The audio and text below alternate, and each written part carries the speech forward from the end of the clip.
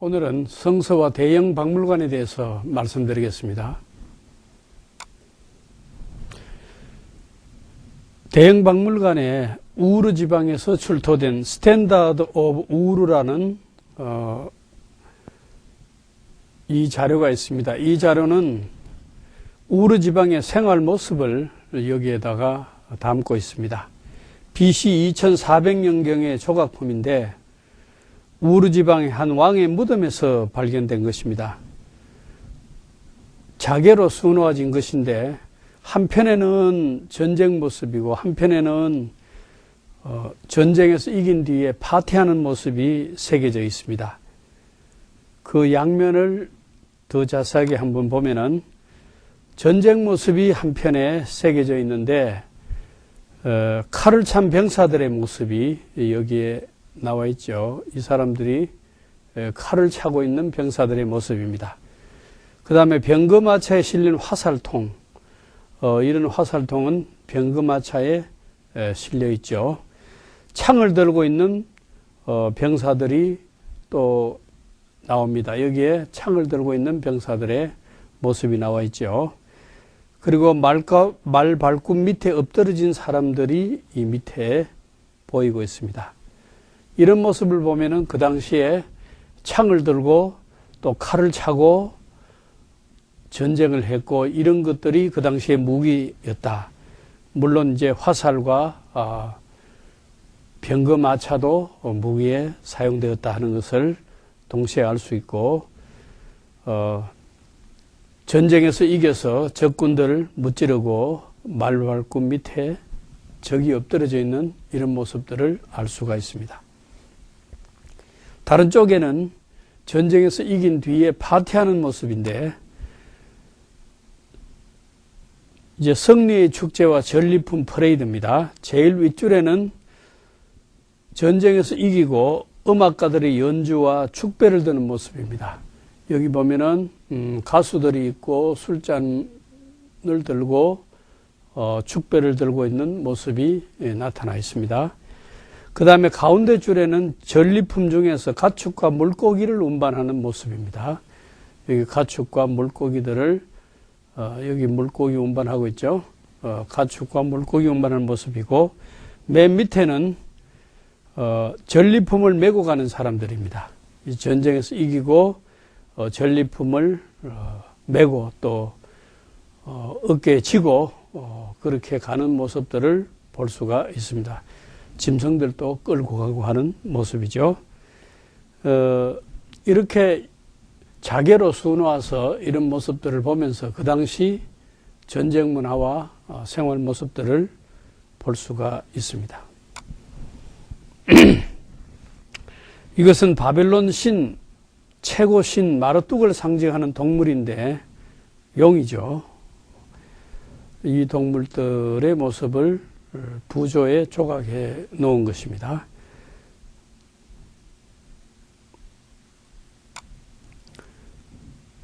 이것은 람세스 2세의 모습을 조각한 부조인데 람세스 2세는 서쪽 아시아로 많은 군사 원정을 했습니다.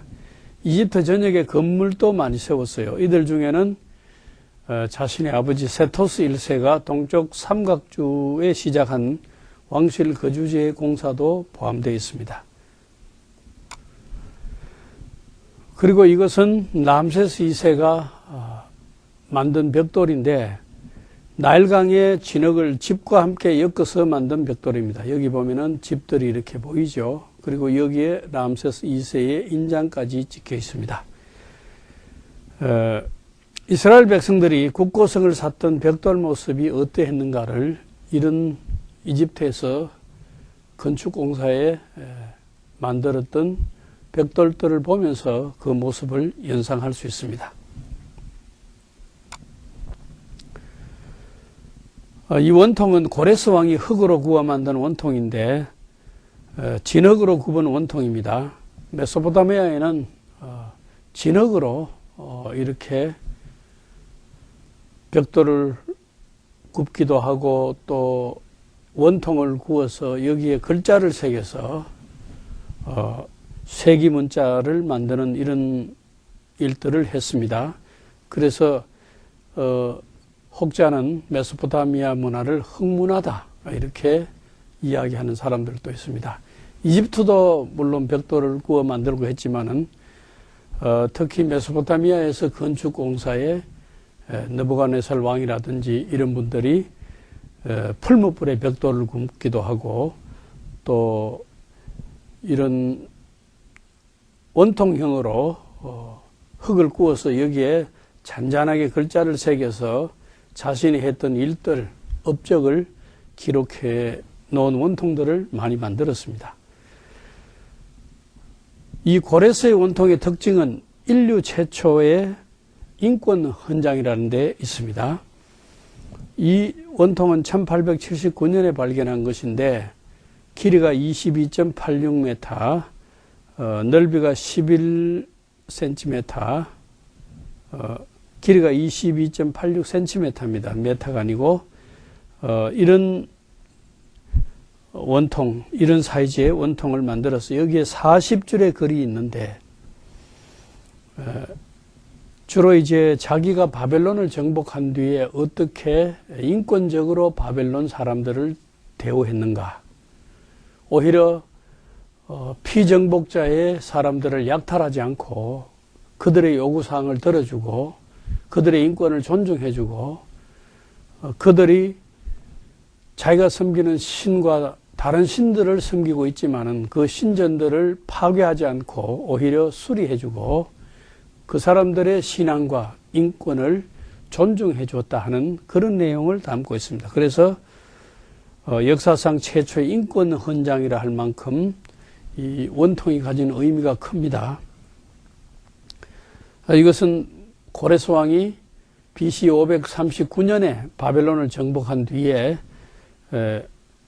그 이듬해 BC 538년에 만든 것으로 추정을 합니다.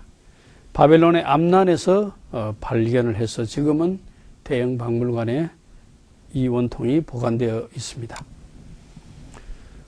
이것은 수풀에 걸려있는 양의 모습인데 흔히들 아브라함 당시 또 그 이전 그 어간에는 양들이 풀을 뜯다가 또 수풀에 걸려서 오도 가도 못하고 걸려있는 그런 모습들이 종종 있었던 것 같습니다.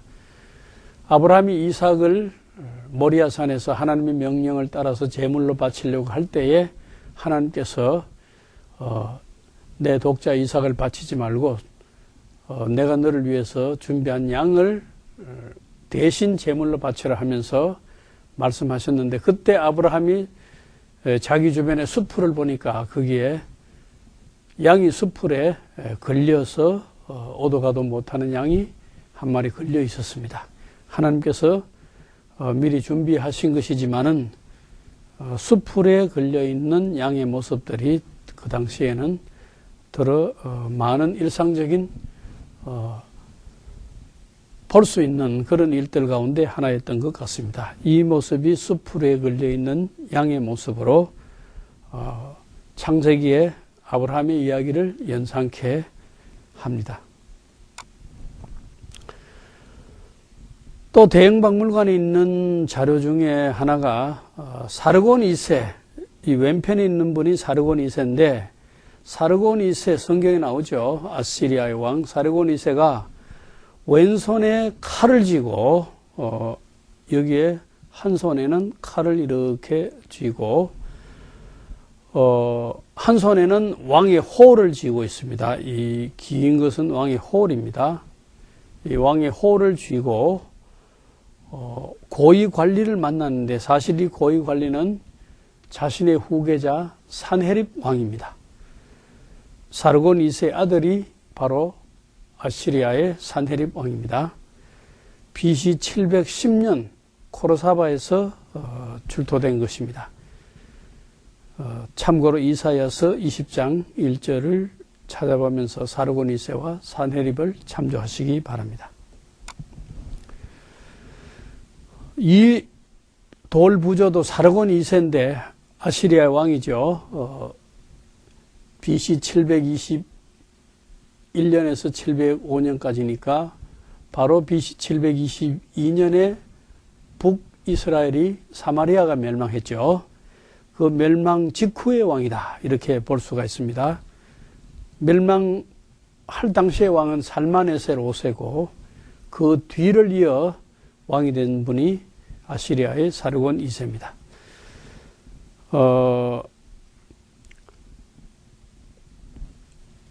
이스라엘 백성들을 수리아의 하부르강과 이란 서부의 메대, 아마도 메소포타미아 동북쪽 하라우 지방의 이스라엘 백성들, 곧 사마리아 사람들을 그리로 이주시켜 버렸습니다.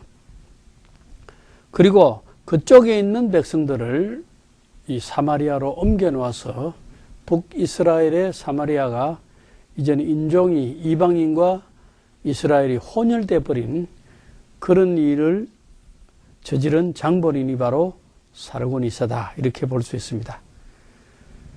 그리고 이제 그쪽 메소포타미아 지방, 나중에는 이 아시리아가 바벨론 제국의 멸망을 당하기 때문에 나중에는 이 바벨론에 귀속돼 버리고 말지만은 메소포타미아 지역, 그 나중에 바벨론 지역이 되는 그 굿 지방을 비롯해서 새로 이주해온 사람들이 그들의 신상을 가지고 사마리아에 왔습니다. 그래서 사마리아에서는 바벨론 쪽에서 온, 그 메소포타미아 쪽에서 온 사람들이 자기들의 신을 섬기는 우상을 만들어 놓고 종교를 이방 종교로 만든 경향들이 많습니다. 그때 그 메소포타미아 바벨론 지역의 굿 사람들이 가지고 온 신이 열왕기하 17장 30절에서 31절 보면은 굿 사람들은 네르갈을 만들었다 할 때 네르갈이 뭐냐? 그들이 섬기던 신의 모습을 말합니다. 그리고 이 사마리아의 이 당시에 북쪽, 동북쪽이죠. 동북쪽 메소포타미아 쪽에서, 바벨론 쪽에서 굿이라든지 이런 데서 온 사람들이 사마리아에 있던 이스라엘과 혼혈이 되어서 아주 인종이 복잡하게 되어버렸죠. 그래서 남쪽에서는 북쪽을 이방인 취급하고 이스라엘의 피와 혈통을 잃어버린 사람들로 보고 아주 상종하지 않으려고 했습니다. 이런 일들이 일어났는데 이 사람들이 바로 신약 성경에까지 와서 북이스라엘 사람들을 이방 혼혈 민족으로 본 조상들이 바로 이 사람들이 그 조상들이라고 볼 수 있죠. 굿 지방에서 섬기던 네르갈 신이라 했는데, 네르갈은 바벨론의 굿 사람들의 신인데 열왕기하 17장 30절에 나옵니다. 이 신이 좀 독특합니다. 그리고 네르갈은 엔닐과 닌닐의 아들인데, 엔닐, 닌닐, 메소포타미아의 신들이죠. 아들인데 그 모습이 칼의 모습입니다. 여러분 이쪽에 보면 칼자루가 이렇게 보이고 밑에 보면은 여기 칼 모양이 보이죠.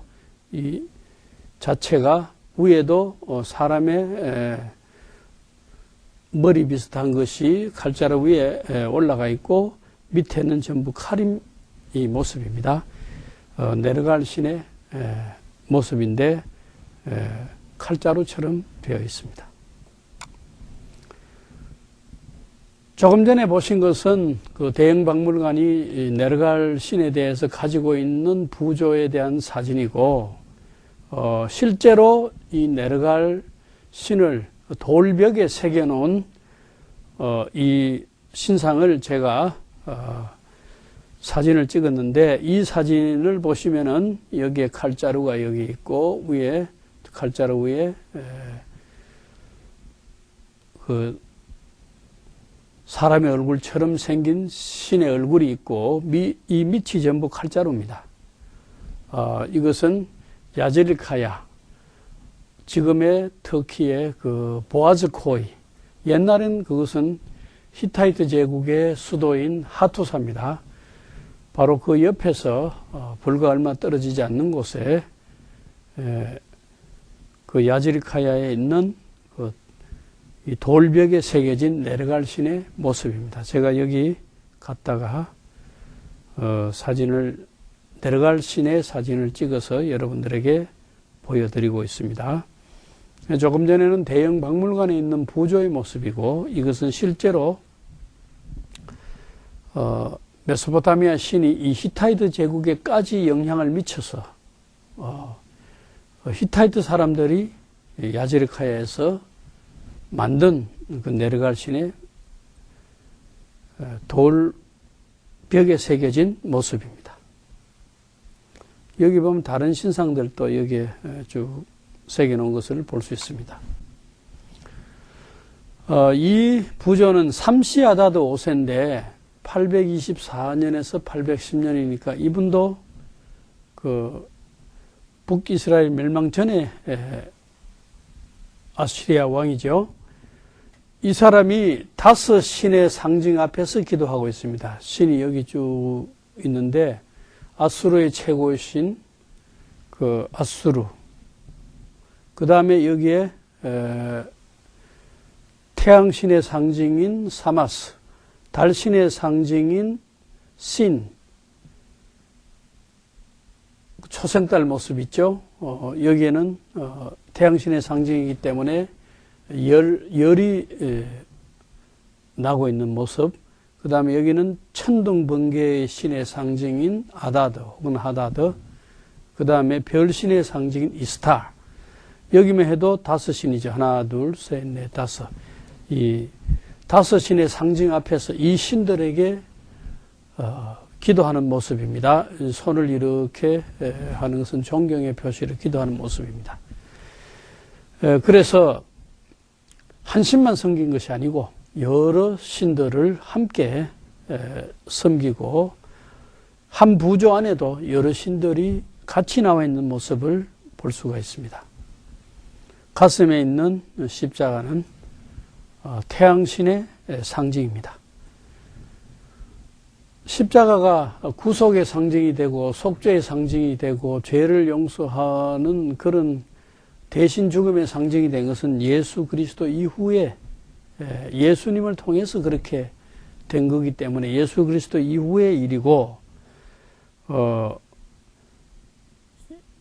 그 이전에는 이 십자가를 태양신의 상징으로 사용했던 나라들이 있었던 것을 알 수 있습니다. 이것은 산헤립의 연대기를 적은 기둥인데 각으로 이렇게 되어 있죠. BC 7세기의 것인데 흙으로 구운 겁니다. 산헤립이 8세기 초에서 7세기 말까지의 왕입니다. 아시리아 왕입니다. 그래서 산헤립 당시에 만든 연대기인데 이 연대기에는 8번의 전쟁을 했다는 기록이 있습니다.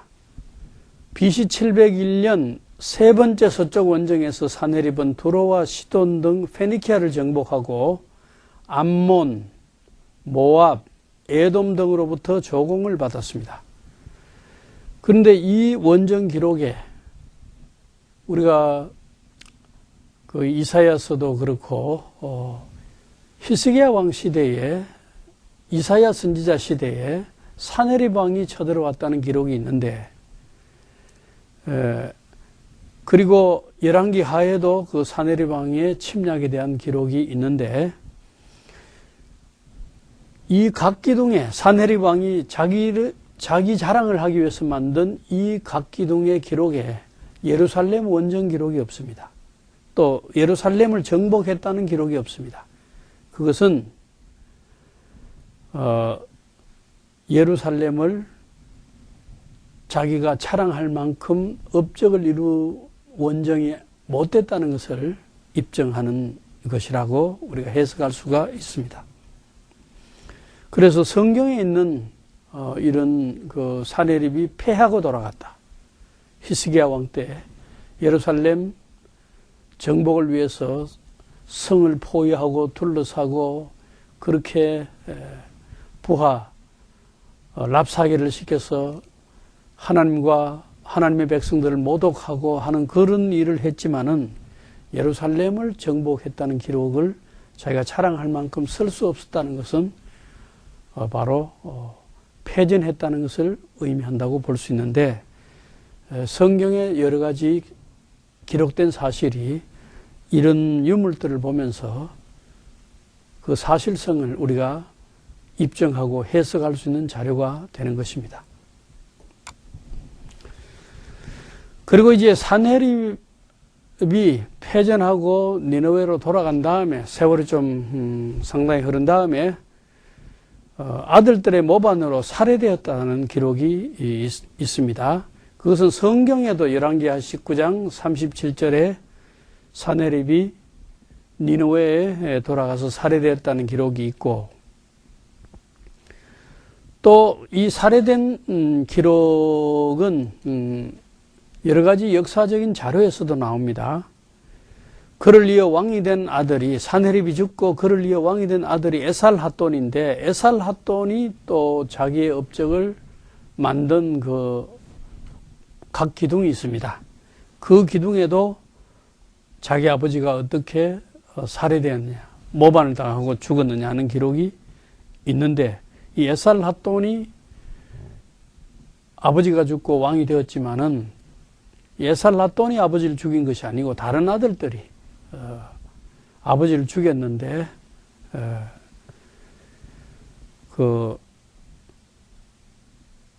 다른 아들들이 아버지를 죽이고 자기는 장남이 아니지만은 장남이 이어받을, 그 정상적이죠. 자연스러운 것이고, 아버지가 죽으면 장남이 왕위를 이어받는데 자기는 장남이 아니지만은 이런 모반의 과정 속에서 자신이 가담하지 않았고, 가담하는 아들들은 아라랏으로 도망갔고, 장남이 아닌 자기가 왕이 되었다는 기록이 거기에 자기가 만든 각 기둥에 기록되어 있습니다. 산헤립의 살해 기록은 성경에만 있는 것이 아니고 에살핫돈의 각 기둥에도 있고 다른 역사적인 자료들에도 나타나고 있습니다. 이것은 오스나발, 우리가 성경에는 한글 성경에는 오스나발이라고 이렇게 번역했지만은 발음을 그대로 영어식으로 발음하면 아수르바니팔이라고도 할 수 있는 오스나발, 아수르바니팔 혹은 오스나발이라 할 수 있는 사람의 자서전이 여기에 기록되어 있습니다. 자기는 왕자로서 왕위에 즉위할 때까지 자기가 어떻게 살았고, 어떻게 자기가 글을 배울 수 있었고, 어려운 고전을 어떻게 해독했는지, 전문가들 앞에서 자신의 주관을 어떻게 피력했는지를 적고 있습니다. 대부분 메소포타미아 왕들이 혈통만 왕족이었기 때문에 아버지를 이어서 왕이 된 사람들이 많지, 실제로 지식적으로 뛰어난다든지 상당히 그 재능과 지성이 발달된 사람들도 물론 있었지만 그렇지 못한 사람들도 많았습니다. 그렇지만은 이 오스나발 왕의 자서전에서 기록하는 것은 자기는 무식한 왕이 아니고 문맹자가 아니고 메소포타미아의 많은 왕들이 문맹자들이었지만은 자기는 그렇지 않았다는 것을 여기에 기록하고 있습니다. 사실 오스나발 왕은 그 왕립 도서관을 만들어서 귀한 유물들을 그 박물관 도서관에 갖다 놓고 상당히 그 문예 진영에 힘을 쓴 그런 왕이었다는 자료들이 있습니다. 마치 유럽의 9세기 카르 대제나 마찬가지, 카르룽기안 르네상스를 일으킨 카르 대제가 학문 진행에 힘을 쓴 것처럼 오스나발도 그랬다는 이야기를 할 수가 있습니다. 여기에 보면은 여러분들이 자료를 볼 수 있는데, 여기 대형박물관에 이 모델 자료가 있습니다. 이 대형박물관에 모델 자료가 있는데, 여기에 솔로몬 행각, 이 행각들이 있고, 이방인의 뜰이 여기 있고, 성소와 지성소가 여기 있고, 그 다음에 이스라엘인의 뜰, 그 앞에는 여인들의 뜰이죠. 그리고 여기에 성전 서북 쪽에 빌라도 법정 안토니아 요새가 있습니다. 이것이 예수님 당시 헤롯 성전 모델인데, 이 모델이 대형 박물관에서 지금 소장하고 있는 모델을 제가 사진 찍어서 여러분들에게 보여드리겠습니다. 일반적으로 사진은 이쪽에 있으면은 여기서는 동쪽이고 또 위로 가면 북쪽이라 했는데 지금 사진에서는 방향을 그렇게 잡지 않고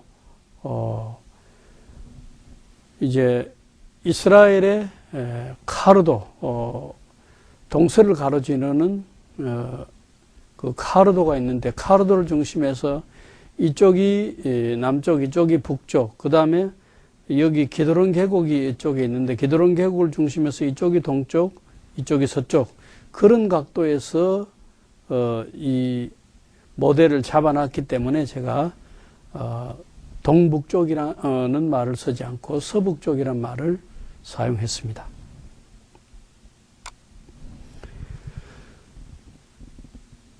이것은 바벨론의 느부갓네살 왕이 구웠던 벽돌인데, 제가 조금 전에 말씀드렸죠. 바벨론도 흙문화로서 벽돌을 풀무불에 굽는 일을 했다고. 그래서 풀무불에 이런 벽돌을 굽어서 이 벽돌로서 건물을 쌓아 올렸습니다. 그러니까 당시에는 무슨 철근 콘크리트가 들어가는 건물이 아니기 때문에 높이 쌓아봤자 한 7층 이상을 쌓기가 어렵죠. 아무리 단단하게 이런 그 벽돌을 구워도 높이 올리는데 한계가 있습니다. 요즘처럼 100층 이상 이렇게 올릴 수가 없죠. 그래서 그렇게 높은 건물이 아니지만 당시 사람들로서는 그게 높은 건물이기 때문에 사람들이 보고, 이야, 조금만 높으면 저 건물이 하늘에 닿았다 하고 쳐다보고 높다는 칭찬을 그렇게 했습니다. 이 벽돌에 새겨진 글을 보고서 이 느부갓네살이 만든 벽돌이라는 것을 알 수 있습니다. 이 벽돌 글에 어떤 말이 새겨져 있냐면은, 느부갓네살, 바벨론 왕, 바벨론에 있는 신전 에사길라와 에지다를 지키는 자. 그러니까 에사길라와 에지다를 지키는 자. 신전수를 자기가 수호하고 있다는 거죠. 바벨론 왕 나보폴라살의 장남. 그래서 이 글을 보면서 느부갓네살의 아버지의 이름은 나보폴라살이구나 하는 것을 알 수가 있습니다. 그리고 이제 에사길라와 에지다 신전이 느부갓네살에게 있어서 자기가 수호하는 중요한 신전이었다는 것도 알고 있죠. 그래서 이런 벽돌을 새겨서 여기에다가 자기 인장을 찍어서 건축에 사용했는데, 이 벽돌의 일부가 남아 있는데, 이 대형 박물관에서 이런 느부갓네살이 만든 벽돌을 소장하고 있다는 것은 하나의 중요한 자료라고 할 수 있습니다. 이것은 홍수판인데, 플라드 테이블릿, 길가메시 서사시 중에서 11번째 판입니다. 여기에 홍수 이야기가 기록이 되어 있습니다. 길가메시 서사시는 인류 최초의 메소포타미아 신화인데, 고대 수메르 사람들의 영웅 이야기입니다. 세상을 멸망시키기 위해 신이 어떻게 홍수를 보낸지를 설명하고, 우트나 피스팀은 미리 경고를 받고 방주를 짓고 들어가서 생명을 보존했다는 기록이 여기에 있습니다. 홍수가 지나간 뒤에 그는 땅이 마른 것을 확인하기 위해 새들을 날려보냈다는 이야기까지 여기에 적혀 있습니다. 이것이 바로 그 오스나발, 조금 전에 말씀드린 아시리아 왕 아수르바니팔 오스나발 왕의 니느웨에 있는 도서관에 있던 것입니다. 그러니까 이런 귀한 고대 유물 자료들을 오스나발 왕이 도서관에 보관하고 했죠. 자, 그런데 이 이야기가 성경에 있는 홍수 이야기와 상당히 유사한 이야기인데, 성경은 우스트나피스팀이 신으로부터 경고를 받고 방주를 지어서 생명을 보존한 것이 아니고 노아라는 사람이 홍수의 경고를 받고 방주를 짓고 생명을 보존했다고 되어 있습니다. 그러니까 우스트나피스팀 대신에 노아라는 사람으로 되어 있죠. 이런 이야기를 보면서 홍수란 사실이 메소포타미아에 있었기 때문에 이런 홍수에 대한 기록이 있습니다. 이 홍수 이야기가 노아 홍수를 말하는 건지 노아 당시를 홍수를 말하는 건지는 정확하게 알 수 없지만 메소포타미아에는 이런 자주 홍수가 있었다는 사실은 성경뿐만 아니고 다른 역사 자료에서도 홍수가 있었다는 것을 이야기하고 있습니다. 이 자료는 이 궁전이나 신전을 지키고 있었던 그 날개 달린 황소 모양인데, 이런 황소를 우리가 스핑크스라고 부를 수 있습니다. 그러니까 아시리아의 사르곤 2세의 왕궁을 지키고 있었던 스핑크스인데, 이런 짐승들이 신전 입구를 지키고 있었습니다. 우리 동양에서도 또 우리나라에서도 그 신전이나 왕궁 이런 데를 지키는 수호, 이런 수호자, 이런 모습들이 나타나 있죠. 꼭 같은 모습은 아니지만 비슷한 모습들을 말합니다. 그래서 날개 달린 황소, 윙드 불인데, 아수르의 수도를 칼후로 알려진 니무로스로 옮긴 뒤에 니무로스에 있던 사르곤 2세의 왕궁문에 세워져 있었습니다. 사람의 얼굴에 날개 달린 황소의 몸뚱이를 가지고 있고 키가 한 3m나 되고 앞에서도 보고 옆에서도 볼 수 있도록 설계를 해 놓았습니다. 그리고 다리가 5개인 것이 특징입니다. 하나의 가상적인 상상동물입니다. 그래서 이런 초자연적인 힘을 지닌 동물이다, 이렇게 해서 왕궁이나 신전을 지키는 수호자로서 세워두었습니다.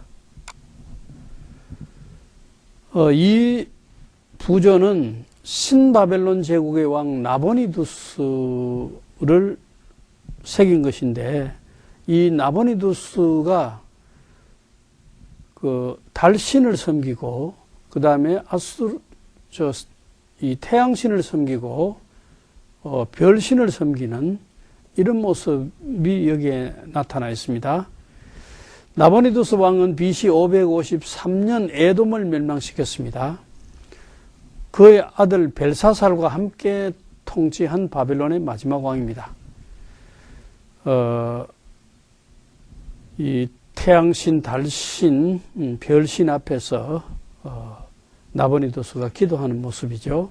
이 세 신, 달신, 태양신, 별신입니다. 달신이 제일 앞에 있죠.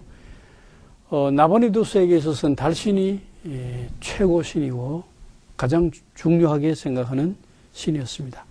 그리고 자기 어머니가 하란의 달신전의 사제였다는 이야기가 있습니다. 그리고 왕이 되자 말자 초기에 나를 좀 다스리다가 자기는 그 달신 숭배를 위해서 오아시스로 가서 달신을 숭배했고 아들에게 정치를 맡겨서 그 아들 벨사살 왕과 나보니두스가 이 나보니두스 시대에 공동 통치를 했습니다. 이것은 시내산 사본인데 시내산에서 발견되어서 지금 대형 박물관에 이 사본을 보관하고 있죠. 그리스로 기록된 신약 성경입니다. 이 신약 성경 가운데 요한복음 1장 1절을 보면은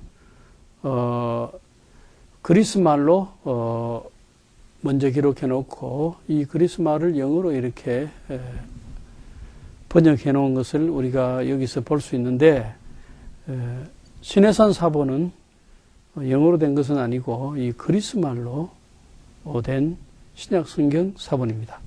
여기 보면은 만물이 그로 말미암아 지은 바 되었으니 지은 것이 하나도 그가 없이 된 것이 없느니라. 그 안에 생명이 있었으니 이 생명은 사람들의 빛이라. 우리 한글로 이렇게 요한복음 1장 1절을 번역했습니다만은 시내산 사본은 그리스 말로 이렇게 기록되어 있습니다.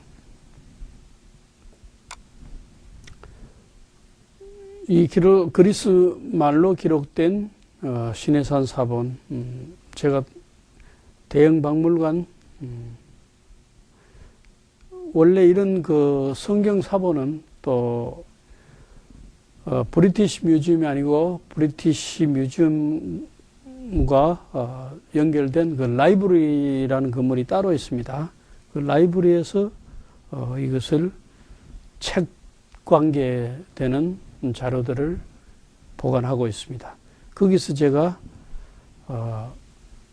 시내산 사본의 중에 한 페이지를 여러분들에게 찍어서 보여드리고 있습니다.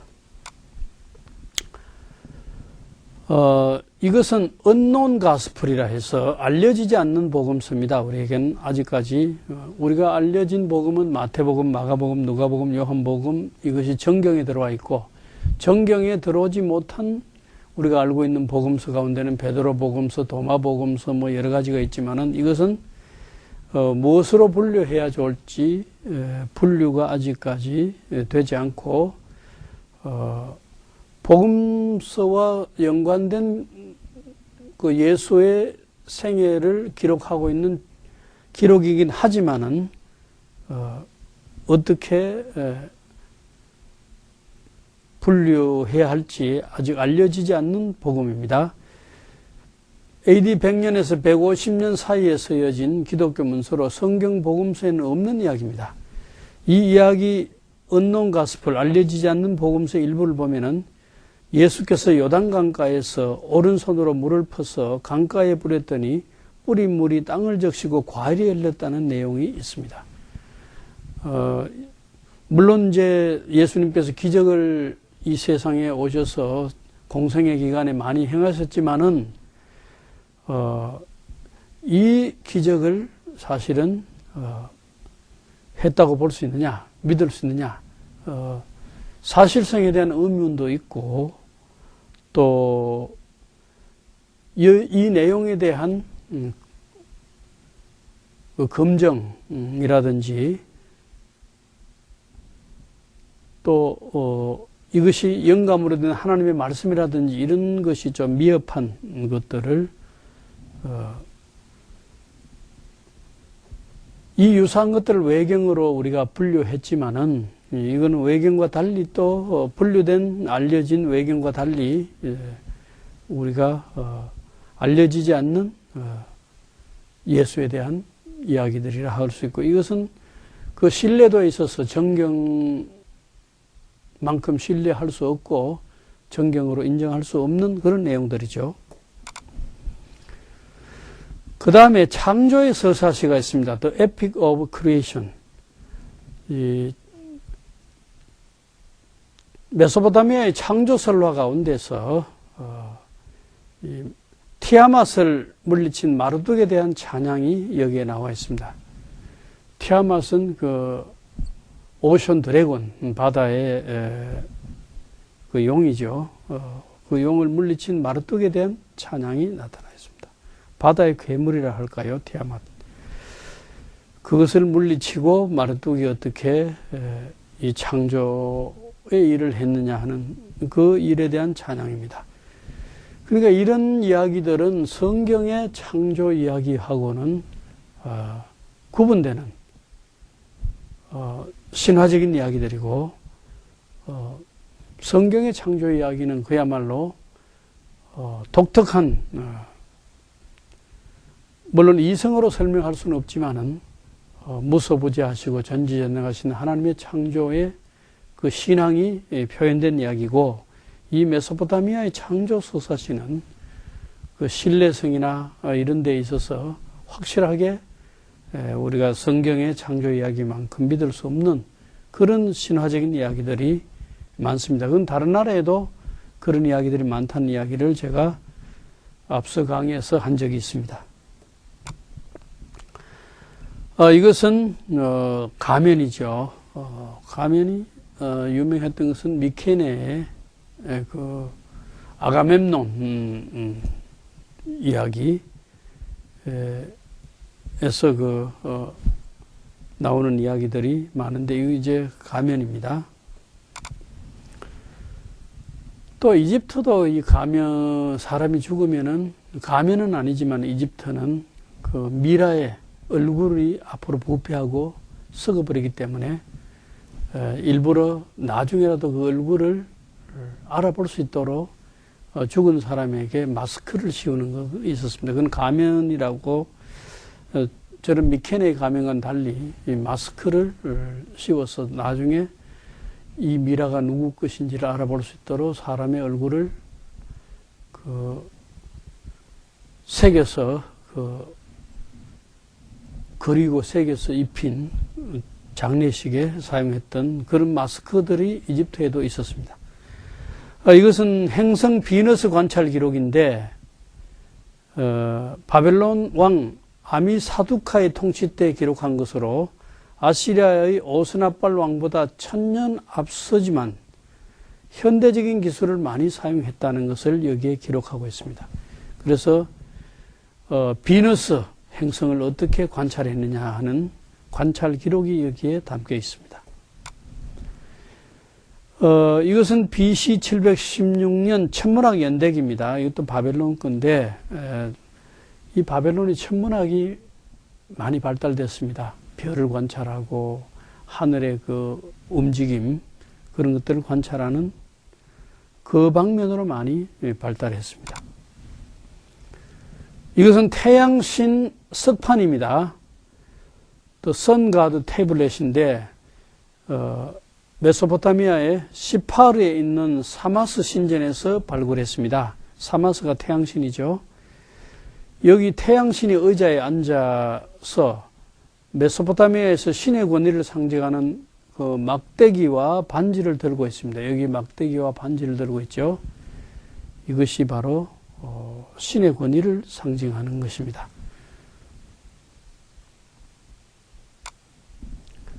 태양신 석판을 넣는 흙으로 만든 상자입니다. 조금 전에 그 태양신 석판을 보셨죠? 그 석판을 이 상자에 넣어서 보관했습니다. 시팔에 있는 사마스 신전에서 발굴했는데, 조금 전에 그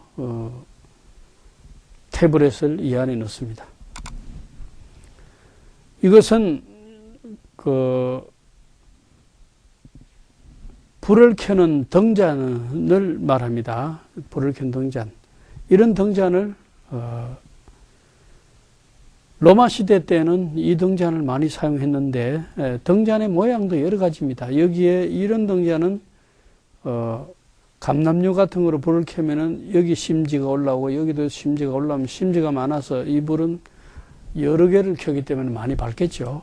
어떤 것은 하나만 켜는 것도 있습니다. 기름을 넣어서 심지를 하나만 켜는 것도 있고, 이것은 여러 개를 불을 켜도록 되어 있고, 그 모양도 물고기 모양도 만들고 뭐 이 원형 모양도 만들고 여러 가지 모양으로 이렇게 만들어서 등잔을 사용했는데 그 등잔들을 한데 모아놓은 것이라 할 수 있습니다. 살만에셀 3세에 대해서 이미 말씀을 드렸지만은 이것도 대형박물관이 가지고 있는 살만에셀 3세 부조인데 터키의 디야르바크 부근 쿠르크에서 발굴했습니다. 여기서도 왕이 여러 신들의 상 앞에서 예배하고 있는 모습이 여기에 부조로 새겨져 있습니다. 오스나발이 사용하던 제단입니다. 니므로스의 니누르트 신전에서 발굴한 것입니다. 710년 BC경 코르사바드에 있는 신전뜰을 재구성한 모양입니다.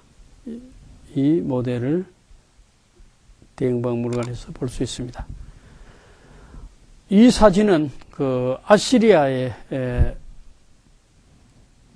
있는 부조들, 왕궁이나 도서관에 있던 부조들을 떼어와서 현재는 대형 박물관이 이렇게 아시리아에서 가져온 것을 따로 한 방에 이렇게 이 부조들을 쫙 진열하고 있습니다.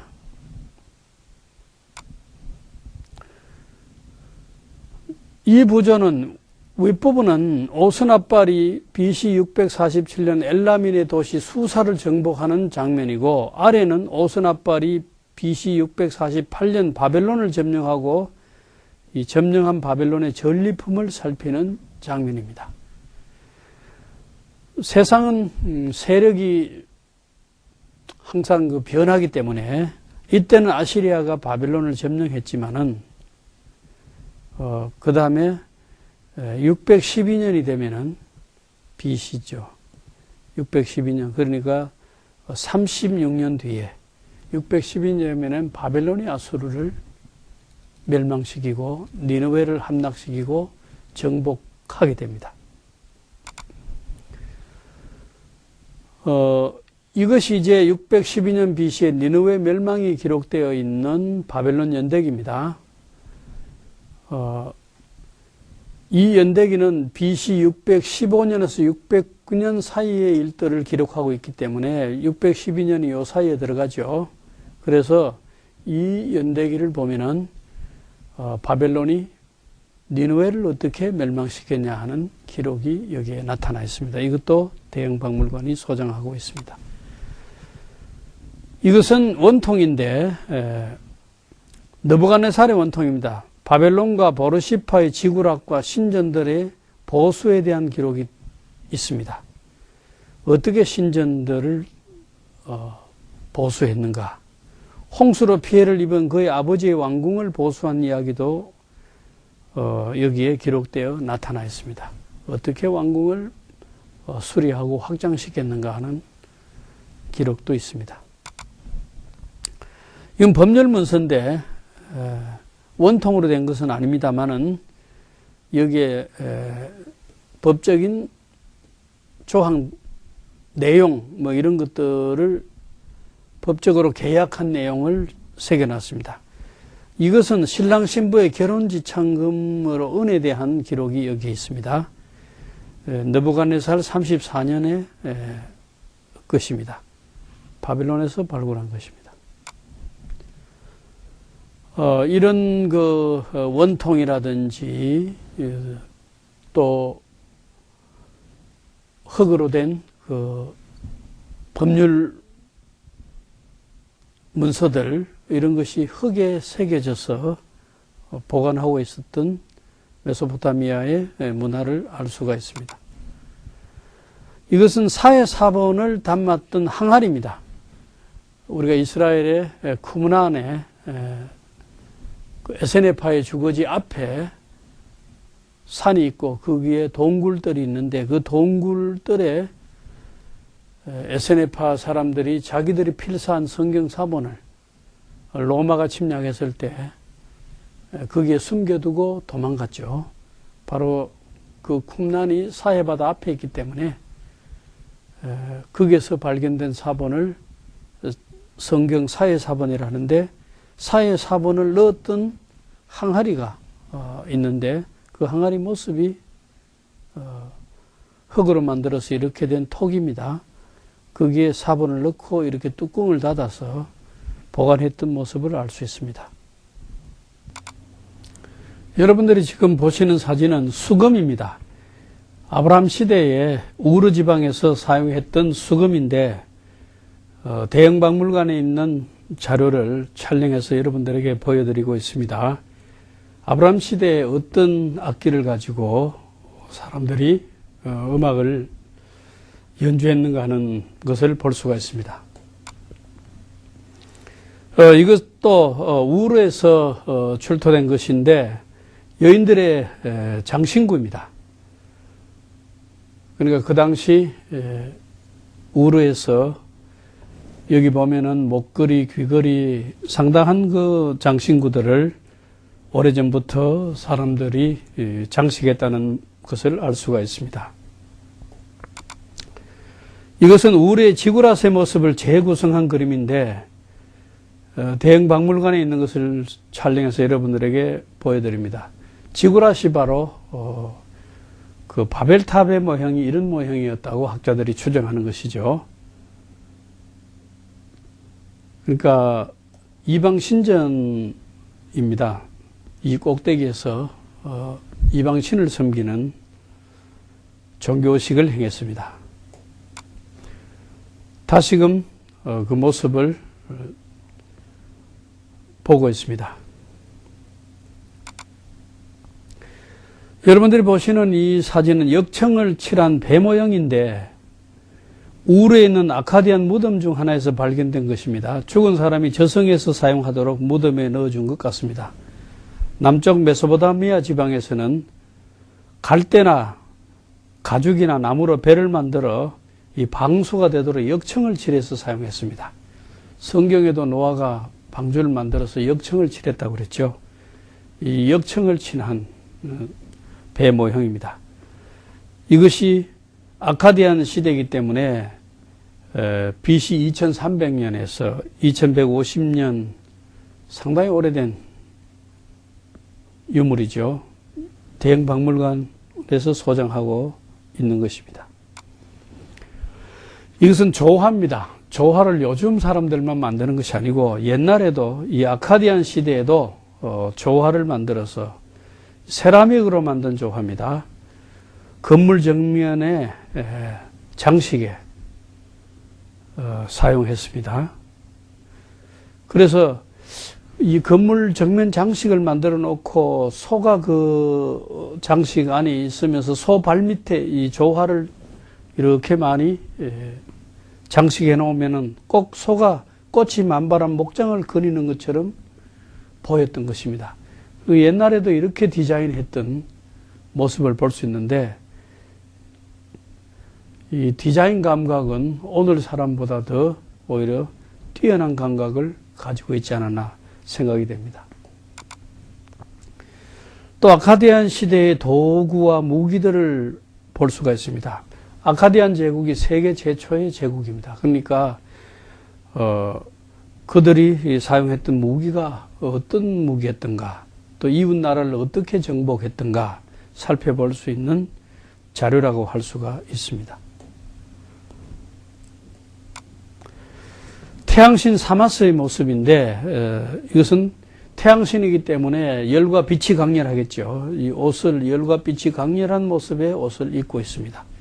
이 태양신 사마스의 모습입니다. 그러니까 태양열을 상징하는 열이 옷에 이렇게 장식되어 있죠. 고대 사람들의 사고방식이 이러했다는 것을 알 수가 있습니다. 에레스키갈이라고도 부르는 신인데 죽은 자의 땅 지하세계 여신입니다. 그리스 신화에는 하데스에 해당한다고 볼 수 있습니다. 하데스가 지하의 세계를 다스리는 신이죠. 그래서 그런지 좀 모습이 음침합니다. 그 올빼미가 여기 있고 밤에 활동하는 새죠. 발도 아주 날카롭게 생겨서 그 모습을 보면은 좀 음침하다는 생각이 듭니다. 이 비너스는 뭐 아프로디테, 우리가 그리스 신화에서 잘 알고 있는 거죠. 아프로디테의 로마 이름이 비너스입니다. 이것은 로얄 게임인데 우르에서 사용하던 겁니다. 로얄 게임 오브 우르. 2600년에서 2300년 BC인데 고대 근동 전체 지역에서 이런 게임을 많이 했던 것 같아요. 이 게임은 우르 왕족의 무덤에서 출토된 것입니다. 체스죠. 일종의 장기 비슷한 겁니다. 이거는 얼리 오멘 테이블렛이라 그래서 점하는 판입니다. 짐승의 간을 말려서 점판으로 사용을 했습니다. 이 각줄에 새겨진 글을 통해 길조인지 흉조인지를 판단했다고 합니다. 각줄에 새겨진 글 보고 판단했다고 합니다. 이는 훔바바인데 아카디안 신화에 의하면 공포의 괴물로서 신들이 사는 백향목 수풀의 수호자라고 했습니다. 엔릴 신의 지시로 훔바바는 사람들에게 공포를 주는 임무를 맡고 있었다고 합니다. 그러니까 백향목 수풀을 지키는 임무를 하는 역할을 담당했다. 이렇게 볼 수 있습니다. 블레셋의 기원이 된 바다 사람들의 도구입니다. 바다 사람들은 이 크레테 섬에서부터 바다를 통해서 이동해서 이집트로 들어가려 하다가 여의치 못해서 이스라엘 땅 그 가자 지구 쪽으로 정착을 했는 것도 이 바다 사람들의 일부입니다. 그 바다 사람들의 도구들입니다. 상아를 입혀 만든 장식인데 이것도 대형 박물관에 있는 것인데 이 한 암사자가 한 남자를 삼키고 있는 모습인데 옛날엔 사자가 수풀에서 나와서 사람을 삼키는 일이 종종 있었던 것 같습니다. 그래서 여기 옆에 보면 수풀이 있습니다. 여기에 수풀. 아시리아 왕궁문인데 원래 이렇게 청동으로 띠를 둘러서 이렇게 만들었는데 이것을 토대로 해서 이 모델을 이렇게 만들어 보았습니다. 845년 BC경 발라왓 왕궁의 문으로 나무에 청동띠를 입혀 놓은 모습입니다. 아시리아 왕궁의 실내 모습을 재구성한 그림인데 이 대형 박물관에 이렇게 해놓았어요.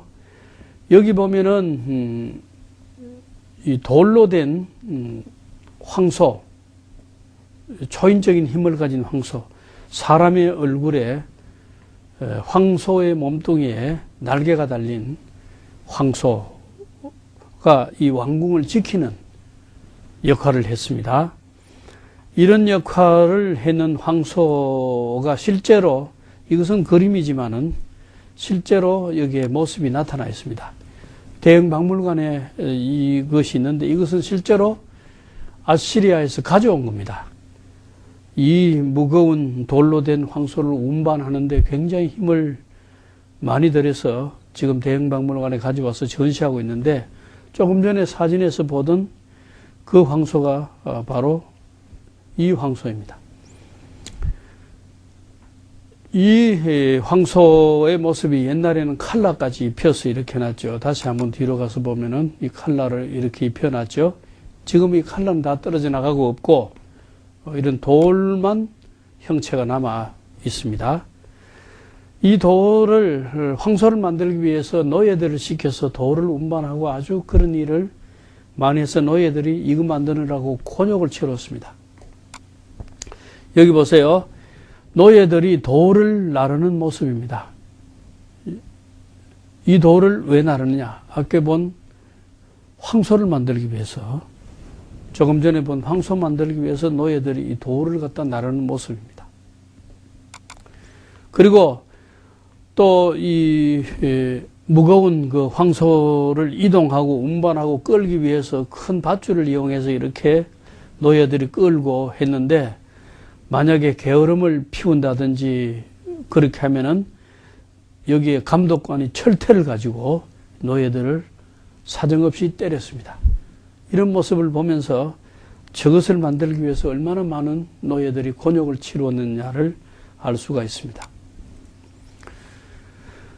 그리고 이것은 살만에셀 3세 금은 오벨리스크인데 사면으로 된 돌 오벨리스크로서 아수르 왕에게 조공을 바치는 각 나라 왕들의 모습이 조각되어 있습니다.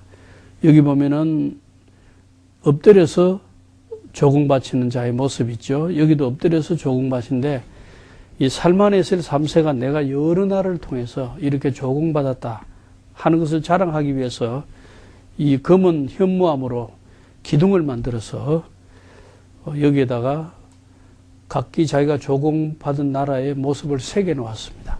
이 두 번째, 여기가 이스라엘 왕 예후가 살만에셀 3세에게 조공 바치는 모습입니다. 이 모습입니다. 이 예후가 살만에셀 3세에게 조공을 바치고 있습니다.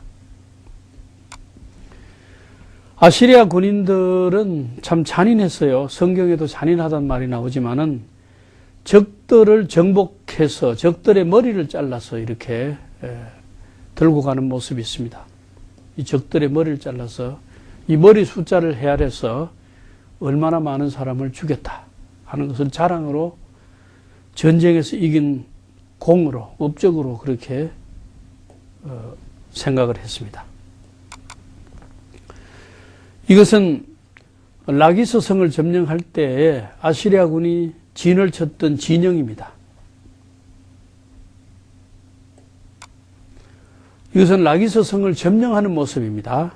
그래서 성을 공격하는 공성태를 토성을 쌓아서 이 토성 위로 공성태를 나르며 이 성을 공격하는 공성태가 창이 나와서 이렇게 성을 찌르고 들어갔던 모습입니다.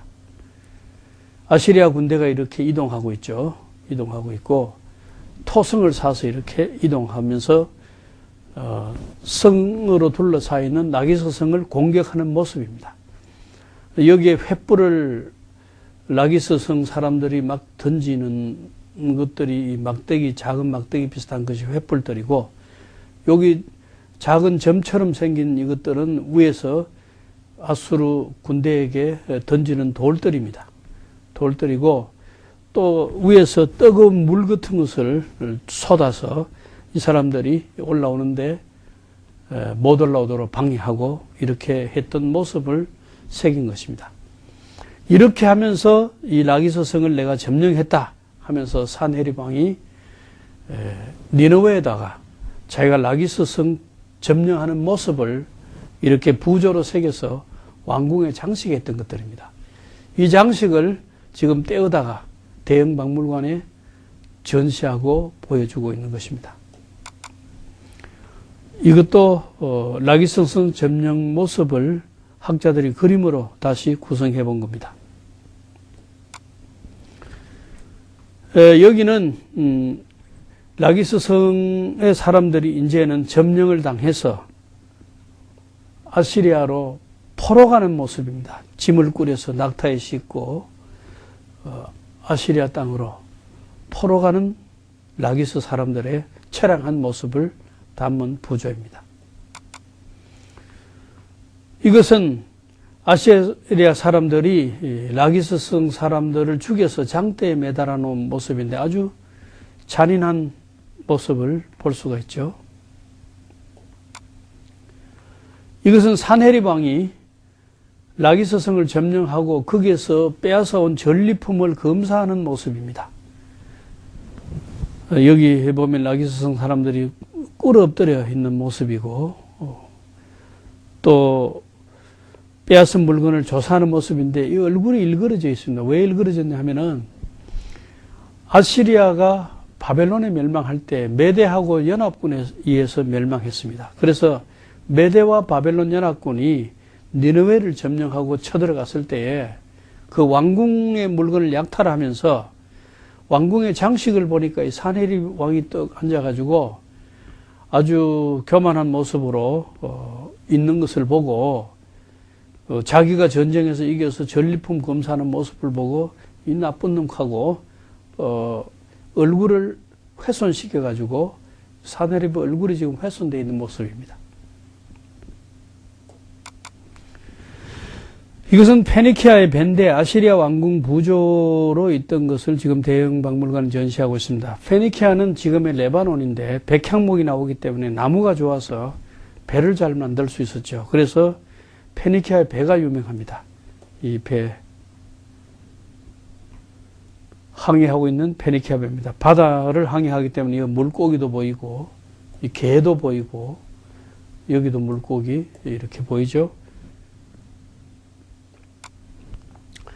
이것은 로제타 스톤인데 참 이건 유명한 돌이죠. 이 유명하게 된 것은 여기 세 가지 언어가 글자로 기록되어 있는데 제일 윗줄은 여기가 상형문자, 이집트의 상형문자죠. 가운데는 이집트의 디모틱 문자, 그 다음에 제일 밑줄은 그리스 문자입니다. 그래서 상형문자를 해독을 못하고 있다가 이 그리스 언어는 알기 때문에 이 세 가지 언어가 같은 사건을 설명하는 언어다 하는 것을 알고 이것을 그리스어를 해독하면서 상형문자를 알게 된 겁니다. 그래서 언어 배우는 프로그램을 미국에서는 제일 좋은 프로그램이 로제타 스톤이라는 이름으로 영어 배우는 프로그램을 만들어 놓았습니다만은 사실 이것은 이집트에 있던 것을 영국이 가져다가 대형 박물관에 전시하고 있는 겁니다. 그래서 BC 196년 톨레미 5세를 대신해서 멤피스에 내려진 포고령이 여기에 기록되어 있다는 것을 알게 됐습니다. 이것은 물매인데 이 물매 모습이죠. 아시리아 부조인데 대형 박물관에 있습니다. 이 물매는 옛날에 전쟁 무기입니다. 그래서 화살 부대 뒤에 물매 부대가 배치되었습니다. 밑에도 보면은 이 화살 부대가 앞에 있고 뒤에 이 물매 부대가 있습니다. 그래서 단순하게 다윗이 골리앗을 죽일 때 일회적으로 사용했다는 것이 아니고 전쟁 무기로 물매는 고대에 많이 사용되었다는 것을 알 수가 있습니다. 이것은 말을 탄 병사이기 때문에 기마병이라 할 수 있죠. 아시리아 부조입니다. 방패를 가지고 말을 타고 있습니다. 나보폴라살의 실린더인데 대형 박물관에 있습니다. 나보폴라살은 너부갓네살의 아버지입니다. 여기에는 나보폴라살 왕의 바빌론 성벽 공사에 대한 기록이 여기에 기록되어져 있습니다. 이 모습은 악기를 들고 잡혀가는 포로들의 모습인데 이 대형 박물관에 있는 것인데 여기 전부 다 여기 수금을 들고 있죠. 이 수금을 들고 포로 잡혀가고 뒤에 보면은 잡아가는 병사의 모습이 있습니다.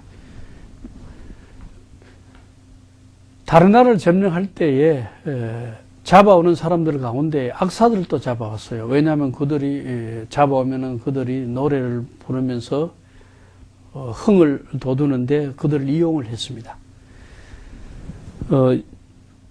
우리가 다음 페이지에 보면은 설명이 있는데 악기를 들고 잡혀가는 사람들은 BC 700년경 니느웨의 사네립 왕의 궁전에서 가져온 것인데 이 세 사람이 악기를 들고 잡혀가고 있는 모습인데 이 장면을 보면은 시편 137편 3절을 연상하게 합니다. 거기에 이런 말씀이 있습니다. 이는 우리를 사로잡은 자가 거기서 우리에게 노래를 청하며 우리를 황폐하게 한 자가 기쁨을 청하고 자기들을 위하여 시온의 노래 중 하나를 노래하라 함이로다. 이런 말이 있어요. 이 성경을 우리 조금 전에 있는 그 부조와 연관시켜서 해석해 보면은 상당히 느껴지는 감회가 있을 겁니다. 사네립 왕이 유다를 침략해서 가져간 전리품 중에는 히스기야 왕의 악사들도 포함되어 있습니다. 이 부조에서 잡혀가는 사람들의 머리에 쓴 터번 모양을 보면은 머리에 쓴 터번 모양입니다. 페니키아나 팔레스틴 사람들로 보이지만 옷의 모양은 라기스 사람들의 옷과는 여러 면에서 다르게 보인다고 해설하고 있습니다. 바벨론 도시의 모습인데 여기에 지구랏 모습, 여기에 공중정원의 모습, 여기 이스타문의 모습, 이런 바벨론 도시의 모습을 지금은 폐허되고 없지만은 옛날 화려할 때 모습을 재구성해 놓은 모습입니다. 이 바벨론의 용 마르둑신의 상징이죠. 그 모습입니다. 대형박물관에 지금 보관되어 있습니다. 이것은 폭풍의 신의 모습인데 스톰 가드라 하고 아주 망치를 들고 이렇게 있는 모습을 보면은 상당히 공포의 대상이 되었던 것을 알 수가 있습니다. 고대 사람들은 하늘의 신, 폭풍을 다스린다, 천둥, 번개다, 이게 전부 다 신의 현상으로 보고 이 신을 폭풍의 신이 다스리기 때문에 공포의 대상으로 생각을 했습니다. 이것은 눈의 신입니다. 여기 눈 모양이죠. 눈의 신의 모습. 바벨론에 공사가 많이 있었기 때문에 느부갓네살 왕 때 특히 신전과 왕궁 공사를 많이 했기 때문에 벽돌을 많이 구웠어요. 이 바벨론의 벽돌 모양들입니다. 이것은 바벨론의 세계 지도인데 세계 최초의 지도입니다. BC 700에서 500년 사이에 만든 것인데 왜 이런 지도를 만들었냐? 이 바벨론이 당시에 맥주와 잉여농산물을 수출하기 위해서 다른 나라의 위치를 알기를 원했습니다. 그래서 이 지도를 만들었는데 이것은 아주 큰 모양은 아니고 12.2cm 높이니까 10cm 높이, 12.2cm 높이의 흙판입니다. 이것이 바로 그 신바벨론 시대에 바벨론에서 제작했는데 신바벨론 시대가 바로 성경에 나오는 바벨론 시대입니다. 이 사람들은 바벨론 시를 세계 중심으로 그렸습니다. 그래서 이 바벨론 시를 중심으로 밖에 바다가 있고 바벨론 중심으로 다른 나라들이 이렇게 산재해 있다. 자기들이 세계의 중심이다 이거죠. 세계는 바닷물로 둘러싸인 큰 원이며 그 안에 바벨론 도시가 있고 작은 원들은 주변 왕국들이다 이거죠. 지도 꼭대기에 있는 산에서 시작하는 유프라테스 강이 수직으로 바벨론 도시를 거쳐 지도 아래 섭지로 올라 들어갑니다. 여기 보면은 유프라테스 강이 이 꼭대기에 수직으로 이래 흐르고 있다는 겁니다. 꼭대기의 글자에는 북쪽을 표시하기 위해 태양이 보이지 않는 곳이란 말이 있고 여러 지역 설명을 여기에 하고 있고 여기에 나오는 인물 가운데 특히 우트나피스탐 이름과 아카드의 사르곤 이름이 여기에 언급되고 있습니다. 우트나피스탐은 바벨론 홍수 설화에서 노아 홍수에서처럼 모든 사람이 홍수로 멸망하는데 노아 한 사람이 살아남았다는 것이 성경의 이야기인데 바벨론 홍수 설화에는 모든 사람이 홍수로 죽을 때 배를 만들어 살아남은 사람이 우트나피스탐이다 하는 길가메시 서사시에 나오는 사람의 이름입니다. 그 다음에 아카드의 사르곤의 이름이 있는데 아카드의 사르곤은 사르곤의 손자로서 세계 최초의 제국을 만든 사람입니다. 그 이름이 여기에 나온다는 것입니다. 이것은 흙으로 된 나보니두스에 실린답니다. 나보니두스는 바벨론 마지막 왕입니다. 벨사살 왕의 아버지입니다. 그래서 우르의 달 신전을 위해 자기가 한 일과 나보니두스 왕 자신과 그의 아들 벨사살을 위한 기도가 여기에 기록되어 있습니다. 에살핫돈 왕의 바벨론 복구에 대한 기록인데 에살핫돈은 산헤립 왕을 이어서 아시리아 왕이 된 아들입니다. 그가 바벨론을 어떻게 복구했느냐 하는 기록이 여기 나온다는 것입니다. 670년 BC경의 겁니다. 이것은 땅과 땅 사이의 경계를 나타내는 지게석입니다. 900년에서 800년 BC 바벨론 마르뚝 신전에서 발굴했는데 지게석의 대표적인 모양입니다. 여기에 나오는 두 사람이 면도한 것으로 보아 마르뚝 신전의 사제로 보이는데 아들이 아버지를 위해 세운 기념비로 알려져 있는 경계석입니다. 이 지게석, 경계석의 또 다른 모습입니다. 그러니까 땅과 땅 사이의 소유주를 표시하기 위한 돌로 세우는 지게석입니다. 여기 보면은 위에 신들의 상이, 태양신, 달신 뭐 이렇게 신들의 상이 있는데 신들을 두고 이 땅의 경계를 맹세한다 하는 그런 뜻이죠. 여기도 보면 제일 위에는 신들의 상입니다. 신상들이 있고 그 밑에 이제 여러 상들이 새겨져 있습니다. 이것도 지게석입니다. 고레스 왕이 흙으로 구워 만든 원통을 제가 소개해 드렸는데 다시 한번 다른 각도에서 찍은 사진을 소개하면은 이게 바로 고레스 왕이 흙으로 구워 만든 원통입니다. 고레스 왕은 바벨론을 점령하고 바벨론을 포로로 와 있던 유다인들을 예루살렘으로 돌려보내서 성전을 건축하게 한 참으로 성경에 나오는 이사야서에 고레스의 이름이 나오죠. 나오는 페르시아 왕입니다.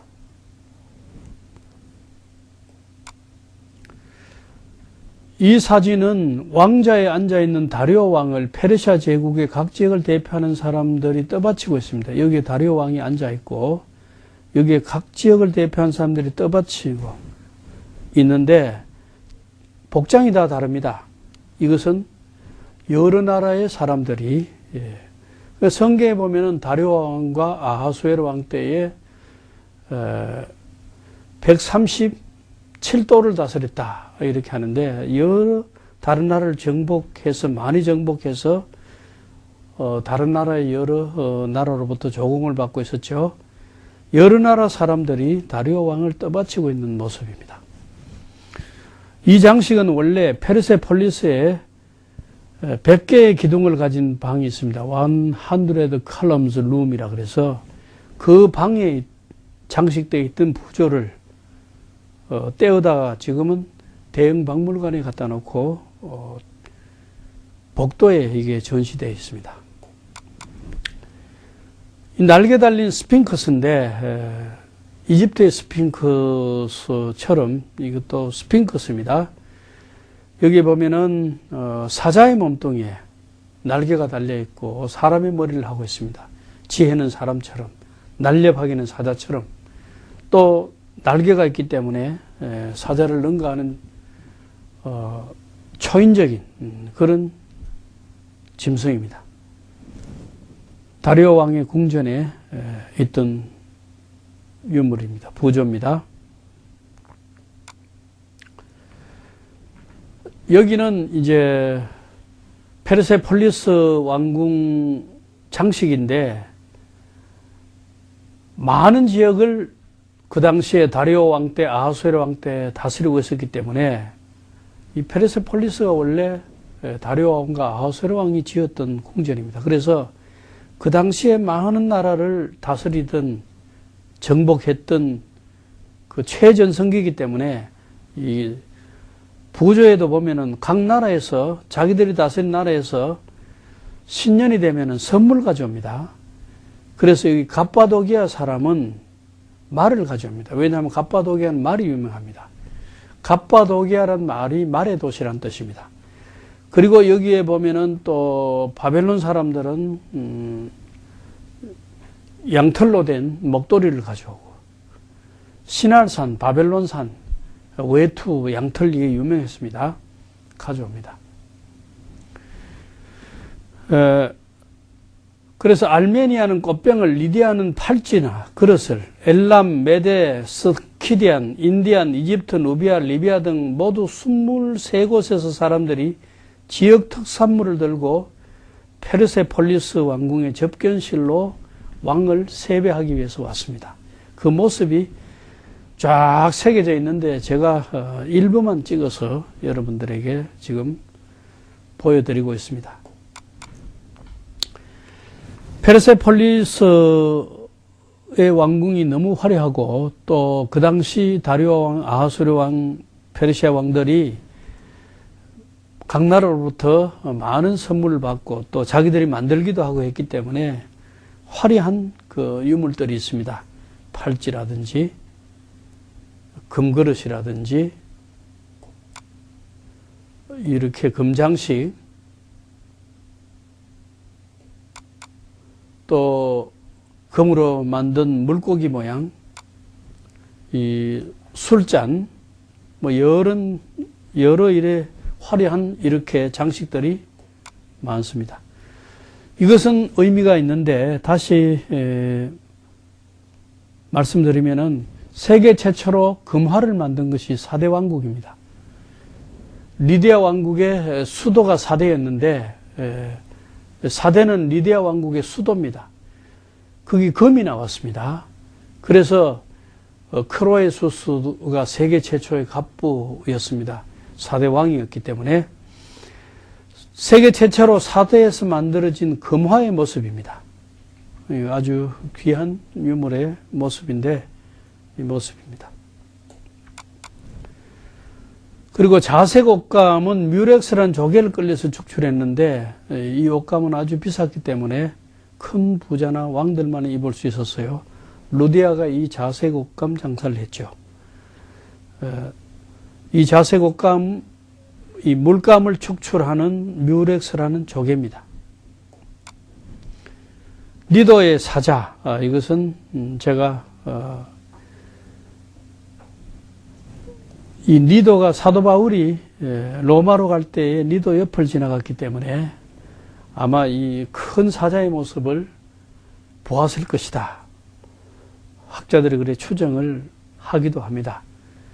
이 사자는 무덤을 장식하는 무덤 위에 장식품으로 있던 사자인데 무덤 자체가 너무 크기 때문에 장식품도 이렇게 크죠. 이렇게 큰 무덤을 짓는 유래가 할리카나소스의 알테미시아가 자기 남편을 위해서 큰 무덤을 지었는데 그게 세계 최대로 컸습니다. 그래서 고대 세계 7대 불가사의 중에 하나다 하는 모슬레움이 있는데 그 모슬레움을 짓고 나니까 그 옆에 부자들이 나도 너도 그 무덤 본받아서 크게 짓기 시작했습니다. 그 중에 무덤 하나에 올려져 있던 사자 모습입니다. 그런데 재밌는 것은 오늘날 뉴욕 맨하탄에 가면은 리버사이드 처치 앞에 그 공원이 있습니다. 리버사이드 파악이 있는데 그 앞에 그란트 장군, 미국의 그란트 장군 묘가 있는데 그 무덤을 할리카나소스의 모슬레움을 본받아 지었어요. 할리카나소스의 모슬레움이 어떠냐 하면은 여러분들 뉴욕 가시면은 그 리버사이드 처치 앞에 이 리버사이드 처치는 락펠러 집안이 지은 교회인데 그 앞에 리버사이드 공원에 가서 그란트 장군 묘를 보시면 됩니다. 그 리버사이드 처치 옆에 바로 뉴욕 유니온 신학교가 거기에 있습니다. 이것이 할리카나소스의 큰 무덤 모슬레움입니다. 모슬레움입니다. 353년에서 350년 BC에 건설된 겁니다. 페르시아 시대에 건설된 거죠. 왕후 아르테미시아가 왕 모슬루스를 위해 지은 무덤입니다. 어마어마하게 크죠. 이 위에 장식된 말이 있었는데 말 한 마리만 해도 이 무덤 크기를 상상할 수가 있습니다. 이 말입니다. 여러분들 사진으로 보여드리기 때문에 정말 어느 정도로 큰지를 짐작은 안 되겠지만은 실제로 제가 대형박물관에서 이 말을 보니까 이 말이 엄청나게 큰 말입니다. 숭실대학 캠퍼스에 있는 백마상에 있는 말, 그 말보다 더 크다고 보시면 됩니다. 큰 무덤 꼭대기에 있던 말입니다. 바로 이 남편이고 부인인데 아르테미시아가 자기 남편 모슬루스를 위해 가지고 지은 무덤입니다. 이것은 구리로 만든 못인데 시카투로 알려진 것인데 BC 8세기 아라랏에서 사용되던 못입니다. 이런 못이 신전과 왕궁에서 발견되는 것을 보면은 그 당시에 신전과 왕궁을 지을 때에 이런 못을 사용하지 않았나 생각이 됩니다. 아라랏은 지금 터키 동쪽입니다. 그 지역의 아라랏 산도 그 지역에 있습니다. 이것은 옥타비아누스의 동전인데 옥타비아누스가 바로 예수님 당시의 로마 황제 가이사입니다. 예. 그래서 로마 황제들이 자기의 상을 새겨서 돈으로 사용하던 동전이었다 생각하시면 됩니다. 감사합니다.